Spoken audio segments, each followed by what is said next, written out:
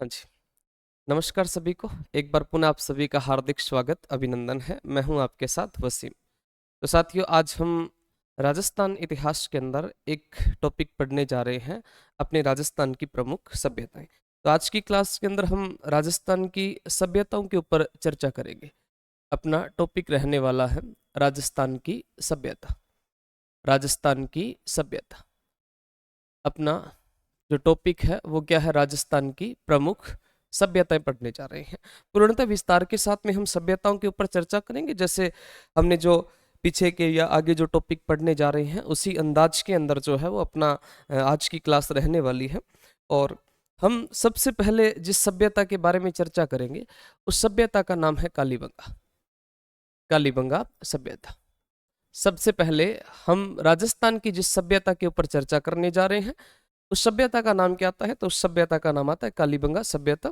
और कालीबंगा सभ्यता जो है ये आपके कौन से जिले के अंदर है? हनुमानगढ़ जिले में है। हनुमानगढ़ जिले में स्थित जो कालीबंगा सभ्यता है उस कालीबंगा सभ्यता के ऊपर हम सबसे पहले चर्चा करें तो सबसे पहले अपने को पता होना चाहिए कि कालीबंगा का अर्थ क्या होता है। कालीबंगा का अर्थ क्या होता है? कालीबंगा का अर्थ होता है काले रंग की चूड़ियां। क्या होता है? काले रंग की चूड़ियां। कालीबंगा का अर्थ होता है काले रंग की चूड़ियां। कालीबंगा का अर्थ होता है काले रंग की चूड़ियां। काले रंग की चूड़ियां किसका अर्थ होता है? कालीबंगा का। काली का मतलब काला रंग और बंगा का मतलब क्या होता है? चूड़ी होता है। पंजाबी में बंग या बंगा किसको कहते हैं? चूड़ियों को कहते हैं। तो कालीबंगा का अर्थ क्या हो जाएगा? काले रंग की चूड़ियां हो जाएगा। ये कालीबंगा जो शब्द है आपका, ये कौन सी भाषा का शब्द है? तो ये शब्द है आपका सिंधी भाषा का। कौन सी भाषा का है? सिंधी भाषा का है। ये सिंधी भाषा का शब्द है जिसका नाम है कालीबंगा। और इस कालीबंगा का अर्थ क्या होता है? काले रंग की चूड़ियां होता है। काले रंग की क्या होता है? चूड़ियां होता है। अपने हनुमानगढ़ जिले के अंदर कौन सी सभ्यता विकसित होती है? हनुमानगढ़ जिले में कालीबंगा सभ्यता विकसित हुई थी। हनुमानगढ़ जिले के अंदर कौन सी सभ्यता है? कालीबंगा सभ्यता है। देखो, कालीबंगा जो सभ्यता है, इस कालीबंगा सभ्यता के बारे में हम बात करें तो यह एक अपनी कांस्य युगीन सभ्यता है। कैसी सभ्यता है? कांस्य युगीन सभ्यता है। कांस्य युगीन सभ्यता है कौन सी? कालीबंगा। कालीबंगा राजस्थान के अंदर जो सभ्यता है अपनी, कालीबंगा सभ्यता जो राजस्थान की सबसे प्राचीन सभ्यता आप जिसको कह सकते हो। वैसे तो ये इतनी अपने हड़प्पा जो सभ्यता है उसके समकालीन हम कह सकते हैं। तो कालीबंगा सभ्यता जो है, इस कालीबंगा सभ्यता अपनी कांस्य युगीन सभ्यता है जो हनुमानगढ़ जिले के अंदर विकसित होती है। ये शब्द है आपका सिंधी भाषा का। इसका अर्थ क्या होता है? काले रंग की चूड़ियां होता है। मैं बेसिक सी बात करूं कि कालीबंगा के बारे में सबसे पहले किसने बताया था? कालीबंगा के बारे में, कालीबंगा के बारे में सबसे पहले किसने बताया था? कालीबंगा के बारे में सबसे पहले किसने बताया था? सबसे पहले किसने बताया था? तो कालीबंगा के बारे में सबसे पहले अगर पूछा जाए कि किसके द्वारा बताया गया था कालीबंगा के बारे में, तो एक बंदा आता है जिसका नाम आता है एलपी टेसीटोरी। एलपी टेसीटोरी। आपने बड़ा नाम सुना है इस बंदे का। ये इटली के निवासी थे और इटली के उदीना गांव के अंदर इनका जन्म हुआ था। ये अपने बीकानेर के अंदर रहे थे और बीकानेर में रहकर इनके द्वारा चारण साहित्यों के ऊपर शोध किया गया था। बीकानेर को इन्होंने अपनी कर्मस्थली बनाया था। इनके गुरु का नाम था विजय धर्म सूरी। इनके जो गुरु थे जिनका नाम क्या था? विजय धर्म सूरी नाम था। इनके गुरु का नाम था विजय धर्म सूरी। इनके जो गुरु है जिसका नाम क्या था? विजय धर्म सूरी नाम था। किसके गुरु का नाम था? एलपी टेसीटोरी का। एलपी टेसीटोरी ये वही बंदा है जिसने पृथ्वीराज को डिंगल का हेरोस कहा था। बीकानेर के जो पृथ्वीराज थे उनको डिंगल का हेरोस कहा था क्योंकि बीकानेर के पृथ्वीराज के द्वारा एक ग्रंथ लिखा गया था जिस ग्रंथ का नाम था वैली कृष्ण रुक्मणी वचनिका। उस ग्रंथ को पढ़ने के बाद में इन्होंने कहा था कि भाई ये तो डिंगल का हेरोस है। जैसे हमारे रोमन के अंदर हेरोस लिखते हैं वैसे ही आपके डिंगल के अंदर कौन लिखते हैं? पृथ्वीराज लिखते हैं। तो डिंगल का हेरोस कहा था पृथ्वीराज को। तो सबसे पहले एलपी टेसीटोरी के बारे में, एलपी टेसीटोरी ने कालीबंगा के बारे में सबसे पहले बताया था। और अगर हम ज्यादा बात करें कालीबंगा के बारे में तो कालीबंगा जो सभ्यता है, इस कालीबंगा सभ्यता की उपनाम क्या है? उपनाम क्या है? तो उपनाम में इस सभ्यता को निर्धन सभ्यता कहा जाता है। कौन सी सभ्यता कहते हैं? कालीबंगा को निर्धन सभ्यता कहा जाता है। साथ में कालीबंगा को कहा जाता है दीनहीन बस्ती। दीनहीन बस्ती कहते हैं। निर्धन सभ्यता के नाम से जाना जाता है, दिनहीन बस्ती के नाम से भी किसको जानते हैं? कालीबंगा सभ्यता को जानते हैं। और अपनी जो कालीबंगा सभ्यता है इसका समय कितना आता है, ये प्रश्न काफी बार पूछा गया है। और कालीबंगा का समय जो है ये आपका 2350 से लेकर 1750 बीसी। और बीसी का मतलब क्या होता है? बिफोर क्राइस्ट होता है, ईसा पूर्व होता है, यानी कि ईसा मसीह के जन्म से पहले जो है वो समय आपका पीछे चलता है। जैसे 98, 97, 99, 96, 95, 94 ऐसे चलेगा। और ईसा मसीह के जन्म के बाद में हम जैसे चल रहे हैं, 2024 आएगा, फिर 25 आएगा, फिर 26 आएगा, फिर 27 आएगा, तो उसमें अपना जो बीसी लगता है इसका मतलब होता है बिफोर क्राइस्ट होता है। और एडी या ईस्वी लगता है जिसके अंदर हम चल रहे हैं। तो कालीबंगा सभ्यता का समय कितना रहेगा? 2350 से लेकर 1750 बीसी यानी बिफोर क्राइस्ट तक का समय कौन सी सभ्यता का है? कालीबंगा सभ्यता का। और जानिएगा आप कालीबंगा के बारे में। कालीबंगा सभ्यता जो है इसकी लिपि कौन सी है? इसकी लिपि कौन सी है? तो लिपि इसकी भाव चित्रात्मक है, भाव चित्रात्मक, या हम यूं कहें किलाक्षर लिपि है। कौन सी लिपि है? किलाक्षर लिपि है। बाईं से दाईं तरफ लिखी जाने वाली जो अपनी लिपि है, जिस लिपि का नाम क्या है? किलाक्षर लिपि है, या हम यूं कहें भाव चित्रात्मक लिपि है, जो कौन सी सभ्यता की है? कालीबंगा सभ्यता की है। और कालीबंगा जो सभ्यता है इसकी लिपि के अलावा आपको ध्यान रखना है कि कालीबंगा सभ्यता की लिपि तो कौन सी हो जाएगी? भाव चित्रात्मक या किलाक्षर लिपि कौन सी सभ्यता की है? कालीबंगा सभ्यता की। इसका समय कितना है? 2350 से लेकर 1750 है। ये कौन सी सभ्यता है? तो कांस्य युगीन सभ्यता है। इसके बारे में सबसे पहले किसने बताया था? एलपी टेसीटोरी ने बताया था। और एलपी टेसीटोरी जिनके गुरु का नाम क्या था? विजयधर्म सूरी नाम था। किसके? एलपी टेसीटोरी के गुरु का नाम था। आगे देखिएगा, कालीबंगा सभ्यता के बारे में अगर हम ज्यादा बात करें तो देखिए, कालीबंगा सभ्यता की खोज किसने की थी? खोज खोज कालीबंगा की 1951-52 में होती है। और 1951-52 में एक बंदा, जिस बंदे का नाम था अमलानंद घोष, अमलानंद घोष, इस अमलानंद घोष के द्वारा कालीबंगा सभ्यता की सबसे पहले क्या की गई थी? खोज की गई थी। बताया एलपी टेसीटोरी ने था। खोज किसने की? अमलानंद घोष ने। कब की? 1951-52 में। और इसका जो उत्खनन है ये आपका 1961 से लेकर 1969 के मध्य होता है। 1961 से लेकर 1969 के मध्य इसका उत्खनन हुआ था। और उत्खनन दो आदमी मिलके करते हैं।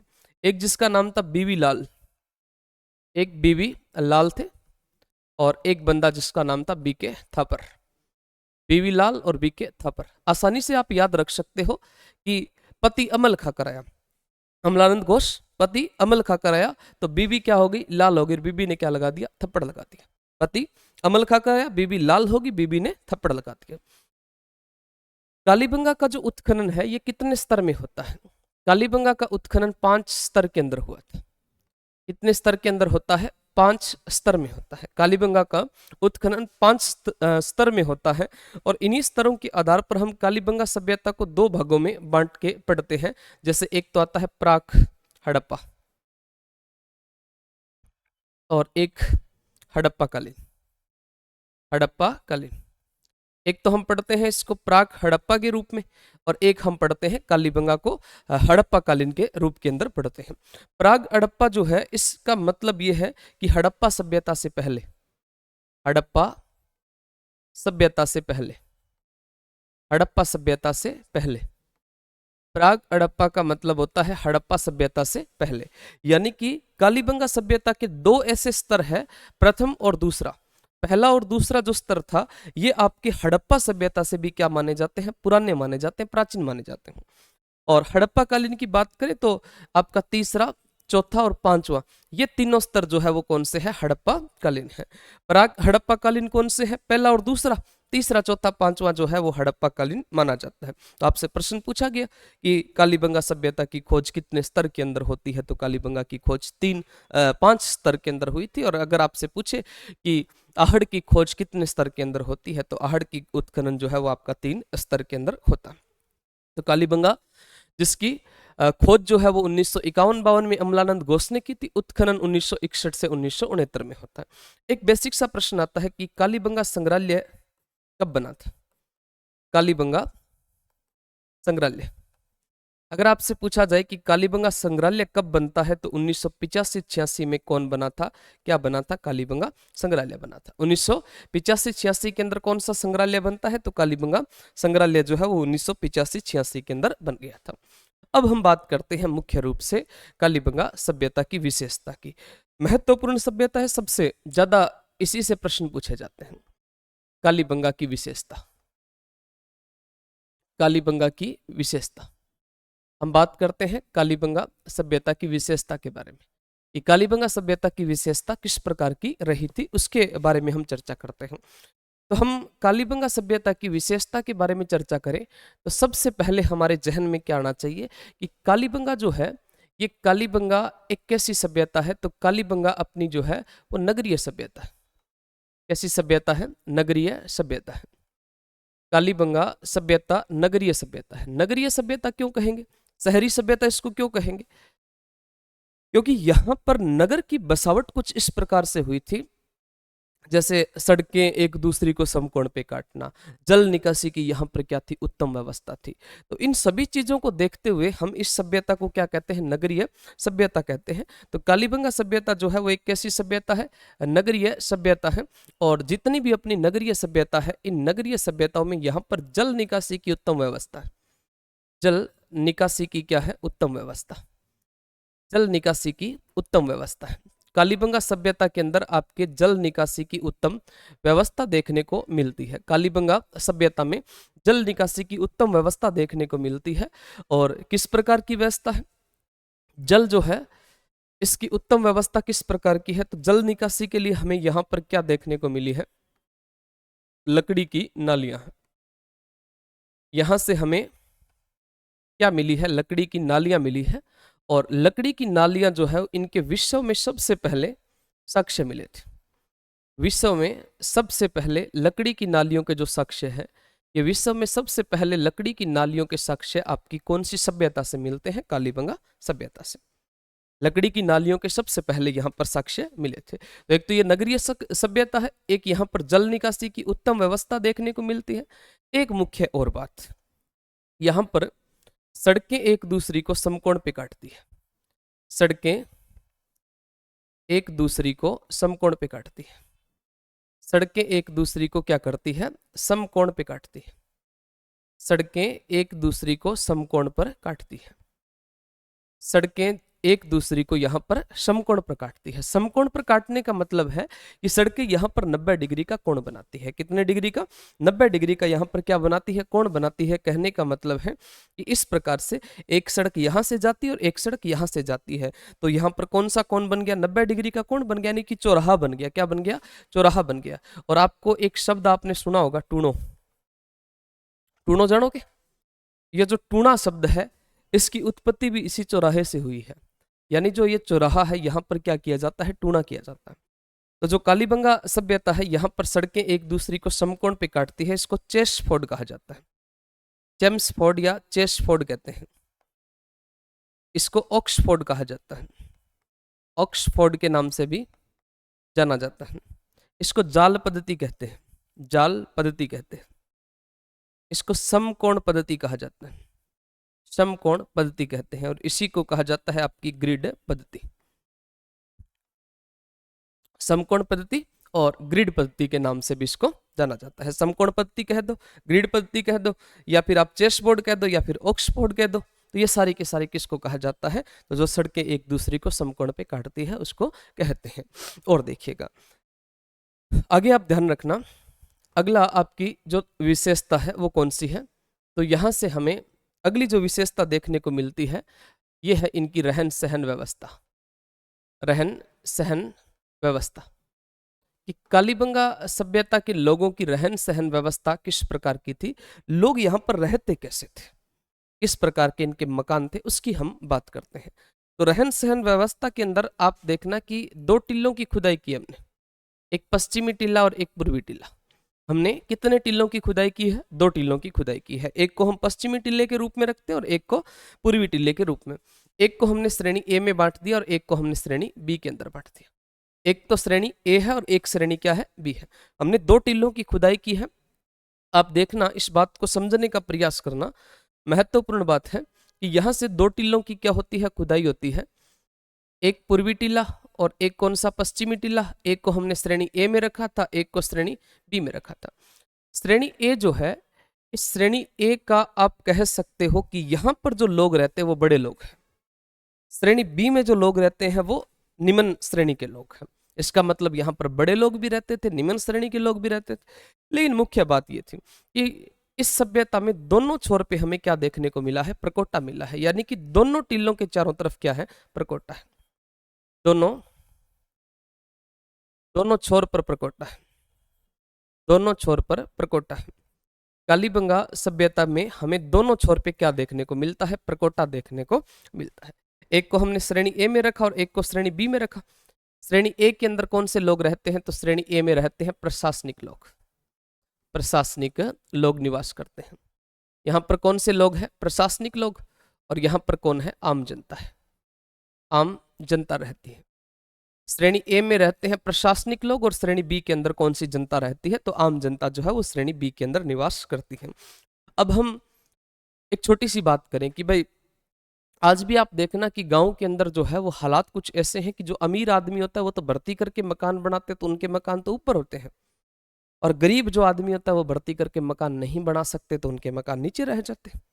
और वैसे कुछ यहाँ पे था। अब यहाँ पर जो प्रशासनिक लोग हैं ये रहते हैं, तो इनके मकान कैसे होंगे, इनके मकान जो है वो किस प्रकार के होंगे, तो मकान जो है ये होंगे दुर्गनुमा, दुर्गनुमा होंगे।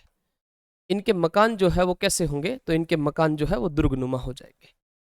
इनके तो ये तो गरीब आदमी है, तो कैसे भी झोपड़पट्टी के अंदर रह सकते हैं। इनके मकान जो है वो दुर्गनुमा है।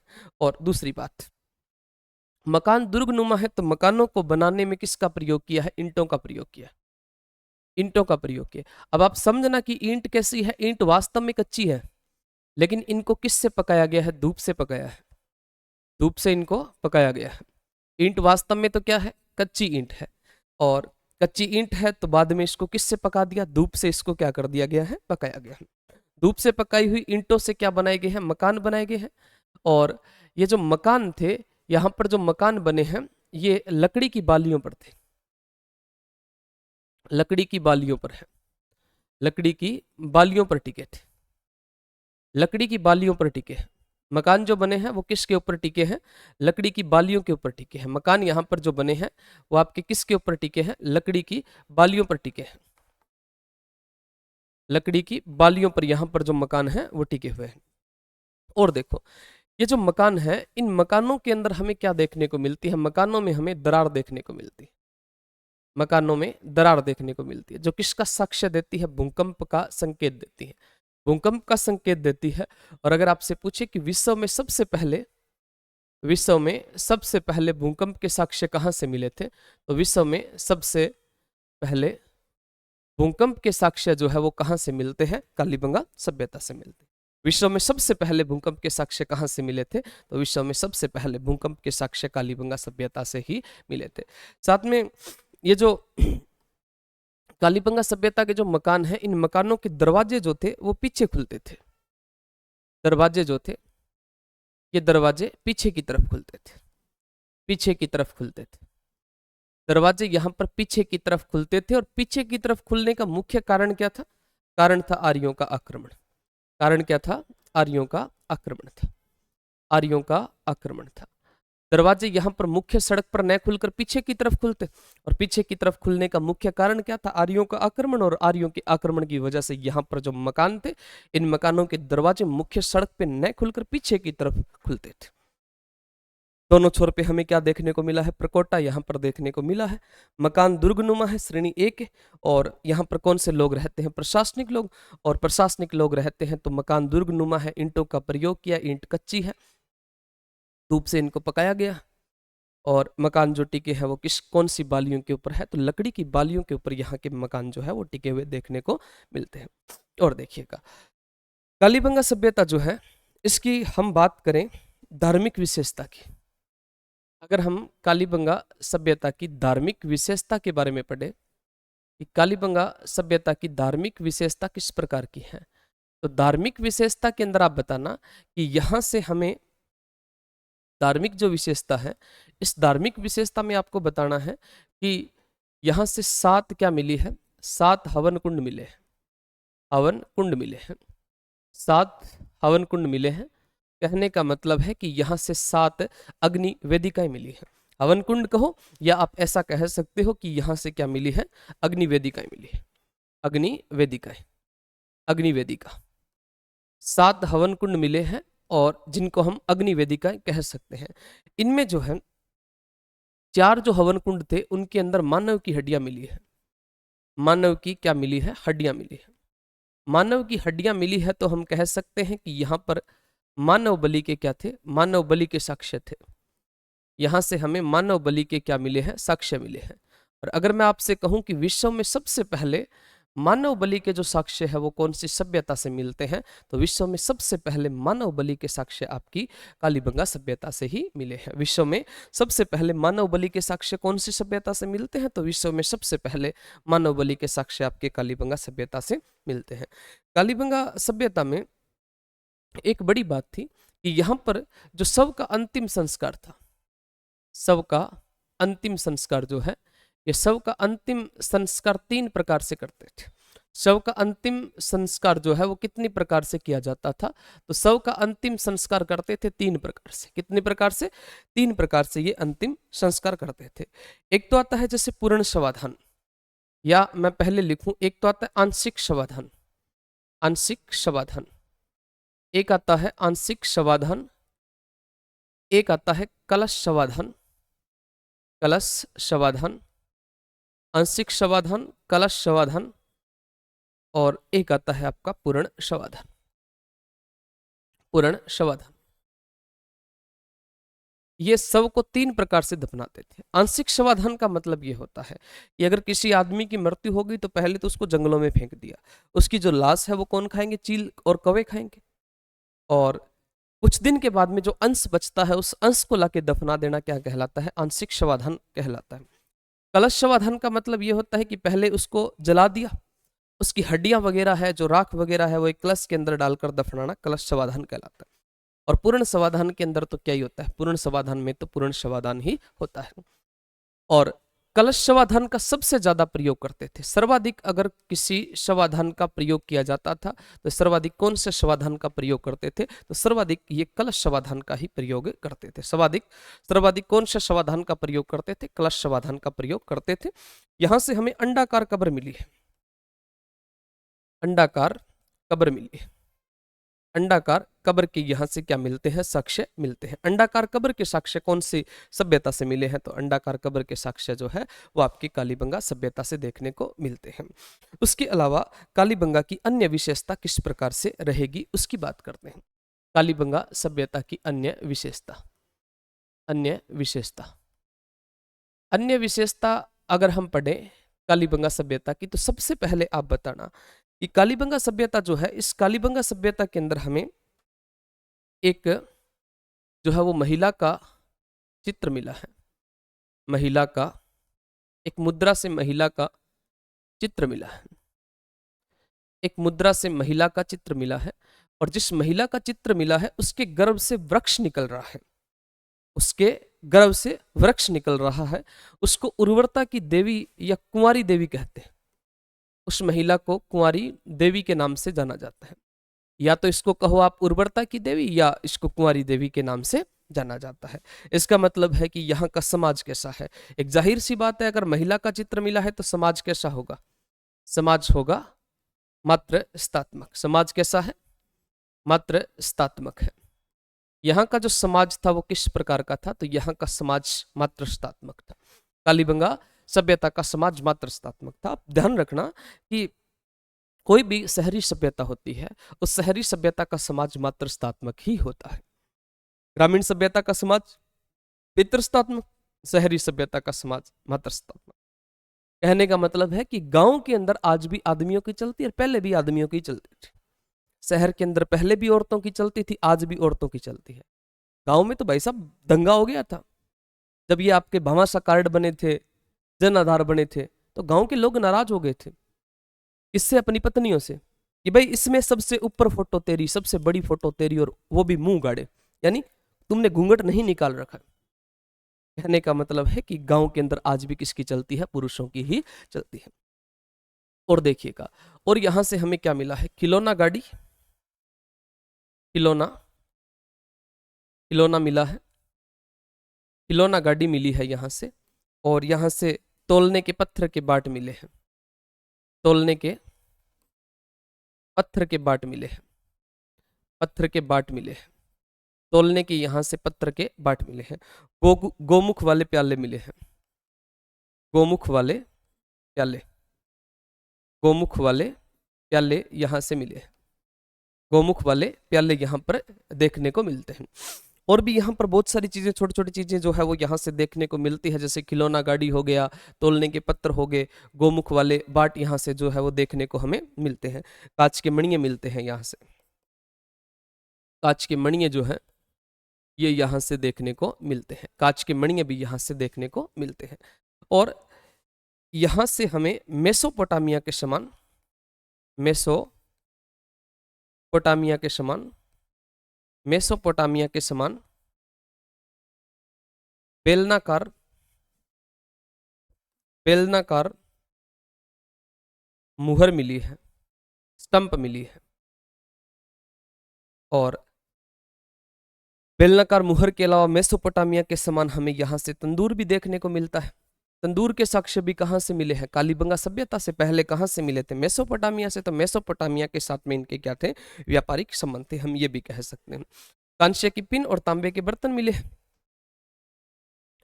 कांस्य की पिन मिली है, कांस्य की यहां से क्या मिलती है, पिन। और तांबे के दर्पण, तांबे के दर्पण मिले, तांबे के दर्पण, दर्पण तो जानते ही हो भाई, शीशा, ये यहां से देखने को मिलता है। कांस्य की पिन है, तांबे के बर्तन यहां से देखने को मिलते हैं। और अपने कालीबंगा सभ्यता के बारे में और आगे बातें करें तो कालीबंगा जो सभ्यता है यहाँ से कांस्य की पिन है, तांबे के बर्तन है, ये देखने को मिलते हैं।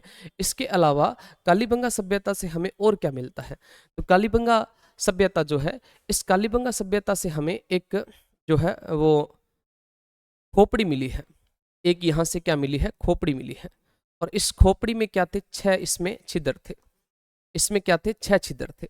और इस बंदे को कौन सा रोग था, हाइड्रोफोबिया। और हाइड्रोफोबिया रोग जो है वो किसके काटने से होता है, कुत्ते के काटने से होता है। और इसमें 6 छिद्र है, मतलब इसकी सर्जरी वगैरह की गई है। तो यहाँ से शल्य चिकित्सालय के साक्ष्य जो है वो हमें देखने को मिलते हैं। कौन सी सभ्यता से, कालीबंगा सभ्यता से देखने को मिलते हैं। कालीबंगा सभ्यता के अंदर हमें पशुपालन, व्यापार और कृषि के भी साक्ष्य मिले हैं, पशुपालन के भी साक्ष्य मिले हैं, व्यापार के भी साक्ष्य मिले हैं, और साथ में कृषि के भी साक्ष्य मिले हैं। व्यापार की तो हमने बात की कि व्यापार तो इनका लगभग किसके साथ में थे, मेसोपोटामिया के साथ में। पशुपालन में अगर हम बात करें तो ये क्या क्या पशु रखते थे, तो पशु इनके पास में जैसे गाय, भेड़, बकरी, कुत्ता, ऊंट, इनके साक्ष्य जो है वो यहाँ से मिलते हैं। और ऊंट के जो साक्ष्य है वो विश्व में सबसे पहले कहाँ से मिले हैं, तो ऊंट के साक्ष्य विश्व में सबसे पहले कालीबंगा सभ्यता से ही मिलते हैं। ऊंट के साक्ष्य विश्व में सबसे पहले कौन सी सभ्यता से मिले थे, कालीबंगा सभ्यता से मिले थे। कृषि के भी साक्ष्य यहाँ से मिलते हैं। और कृषि में भी ये क्या क्या करते थे, जैसे गेहूं, गेहूं के अलावा जौ, फिर चना, फिर सरसों, राई, कपास, ये कृषि यहां पर करते थे। और कपास के विश्व में सबसे पहले साक्ष्य कहां से मिलते हैं, कालीबंगा सभ्यता से मिलते हैं। कपास के विश्व में सबसे पहले साक्ष्य कौन सी सभ्यता से मिले थे, कालीबंगा सभ्यता से कपास के विश्व में सबसे पहले साक्ष्य मिलते हैं। और कालीबंगा सभ्यता के अंदर जो है वो हमें दोहरे जूते हुए खेत मिले हैं, यहां से हमें दोहरे जूते हुए खेत मिले हैं, दोहरे जूते हुए खेत मिले हैं। दोहरे जूते हुए खेत कौन सी सभ्यता से मिलते हैं, कालीबंगा सभ्यता से हमें दोहरे जूते हुए खेत के साक्ष्य भी देखने को मिलते हैं। और यहाँ पर 2 कृषि एक साथ की जाती थी, यानी कि मिश्रित कृषि के साक्ष्य मिले हैं। कालीबंगा से मिश्रित कृषि के साक्ष्य मिलते हैं।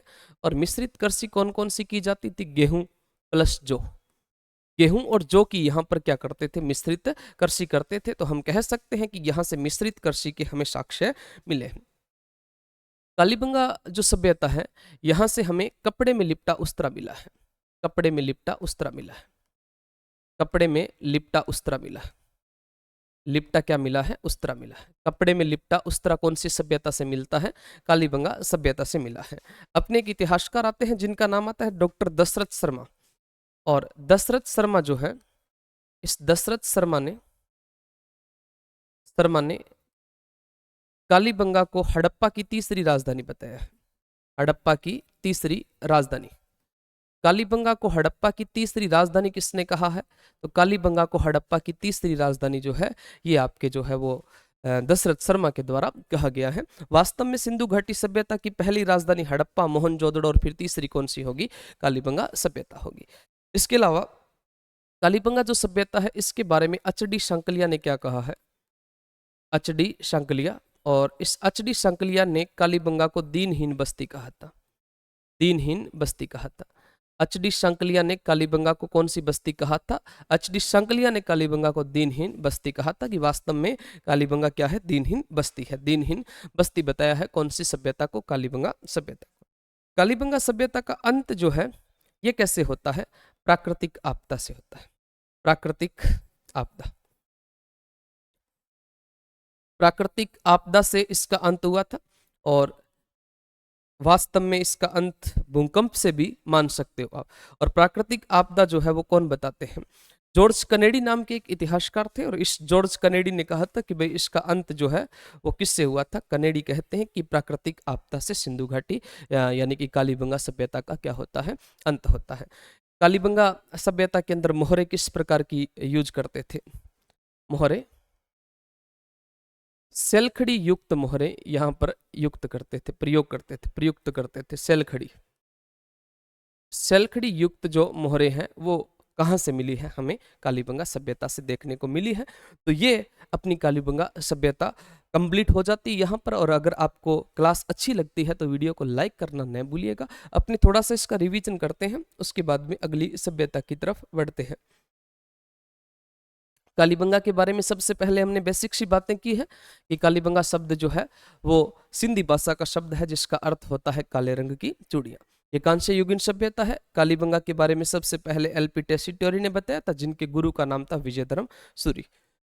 उपनाम निर्धन सभ्यता, दीनहीन बस्ती कहते हैं। इसका समय 2350 से 1750 बीसी है। इसकी लिपि जो है वो भाव चित्रात्मक, या हम यूं कहें कि किलाक्षर लिपि जो है वो कौन सी सभ्यता की है? कालीबंगा सभ्यता की है। इसकी खोज 1951-52 में अमलानंद घोष के द्वारा की गई है। उत्खनन 1961 से 69 में बीवी लाल और बी.के. थापर ने किया था। इसका उत्खनन कितने स्तर पे होता है? तो 5 स्तर में इसका उत्खनन हुआ था। इसको हम प्राक हड़प्पा में रख सकते हैं और इसको हम हड़प्पा कालीन के रूप में लिख सकते हैं। प्राक हड़प्पा में हड़प्पा सभ्यता से पहले के 2 साक्ष्य मिले, यानी 2 स्तर जो है, पहला और दूसरा जो स्तर है ये प्राक हड़प्पा कालीन है। तीसरा, चौथा और पांचवा जो है वो हड़प्पा कालीन स्तर आपका माना जाता है। कालीबंगा संग्रहालय जिसकी खोज 1985-86 में कालीबंगा संग्रहालय की खोज होती है। इसकी विशेषता में यह एक नगरीय सभ्यता है। यहाँ पर जल निकासी की उत्तम व्यवस्था है। लकड़ी की नालियों के साक्ष्य मिले हैं। विश्व में सबसे पहले लकड़ी की नालियों के साक्ष्य कालीबंगा सभ्यता से मिले थे। सड़कें एक दूसरे को समकोण पे काटती है। इसको चेस बोर्ड, ऑक्सफोर्ड ग्रिड पद्धति, जाल पद्धति, समकोण पद्धति के नाम से जाना जाता है। रहन सहन व्यवस्था में हमने पढ़ा कि 2 टीलों की खुदाई की। पश्चिमी टीला, पूर्वी टीला, एक को श्रेणी ए में रखा, एक को श्रेणी बी में रखा। श्रेणी ए के मकान दुर्ग नुमा है और यहाँ पर प्रशासनिक लोग निवास करते हैं। मकानों में ईंटों का प्रयोग किया है। ईंटें जो है ये कच्ची और पक्की ईंटों का प्रयोग किया। कच्ची ईंटें जो थी इनका साइज कितना था? 30 × 15 × 7.5, 15 × 7.5। कहने का मतलब है कि 4:2:1 इस अनुपात में ईंटों का इनके द्वारा प्रयोग जो है वो किया गया था। आम जनता यहाँ पे रहती। दोनों छोर पे हमें प्रकोटे मिले हैं। मकान की दीवारों में दरार मिली है। दरार हमें भूकंप का संकेत देती है। विश्व में सबसे पहले भूकंप के साक्ष्य कालीबंगा सभ्यता से मिले हैं। दरवाजे मुख्य सड़क पे न खुलकर पीछे की तरफ खुलते थे, जिसका मुख्य कारण था आर्यों का आक्रमण। किसका आक्रमण था? आर्यों का आक्रमण जो था वो इसका मुख्य कारण था। आर्यों का आक्रमण इसका मुख्य कारण था। और देखिएगा, और हमने बात किया धार्मिक विशेषता की। 7 हवन कुंड मिले हैं। अग्नि वेदिकाएं मिली है हमें। 4 में मानव की हड्डियां मिली है। मानव बलि के साक्ष्य विश्व में सबसे पहले कालीबंगा से मिले हैं। सबका अंतिम संस्कार 3 प्रकार से किया जाता था। आंशिक शवाधान, कलश शवाधान, सर्वाधिक कलश शवाधान का प्रयोग किया और पूर्ण शवाधान अंडाकार यहाँ पर कब्र हमें देखने को मिलती है। महिला का चित्र मिला है, कुंवारी देवी जिसको कहा जाता है। खिलौना गाड़ी, तौलने के पत्थर के बाट मिले हैं, गोमुख वाले प्याले, कांच के मणियां मिले हैं, मेसोपोटामिया के समान बेलनाकार मुहर और तंदूर मिले हैं। साथ में हमें खोपड़ी मिली है जिसमें 6 छिद्र थे, हाइड्रोफोबिया जिसको रोग था। पशुपालन के साक्ष्य मिले हैं, विश्व में ऊंट के सबसे पहले साक्ष्य कालीबंगा से मिले थे। कृषि के साक्ष्य मिले और कपास के विश्व में सबसे पहले साक्ष्य कालीबंगा से मिले थे। दोहरे जूते हुए खेत मिले हैं, कपड़े में लिपटा हुआ उस्तरा मिला है। दशरथ शर्मा ने हड़प्पा की तीसरी राजधानी बताया। एचडी सांकलिया ने इसको दिनहीन बस्ती बताया है। इसका अंत प्राकृतिक आपदा या भूकंप से हुआ था। मोहरे यहाँ पर सैलखड़ी युक्त प्रयोग की गई है। लगभग हमने मुख्य मुख्य बातें कालीबंगा की सारी कर ली है और इसके अलावा कोई छोटी मोटी बातें और रहती है तो आप थोड़ा बहुत और देख सकते हो, पर एग्जाम पॉइंट ऑफ व्यू की दृष्टि से ये आपका महत्वपूर्ण रहने वाला है। और अगली आपकी सभ्यता रहेगी आहड़ सभ्यता। तो आज के लिए इतना ही, मिलते हैं अगली क्लास के अंदर अगले टॉपिक के साथ में। तब तक के लिए जय हिंद, जय भारत, धन्यवाद।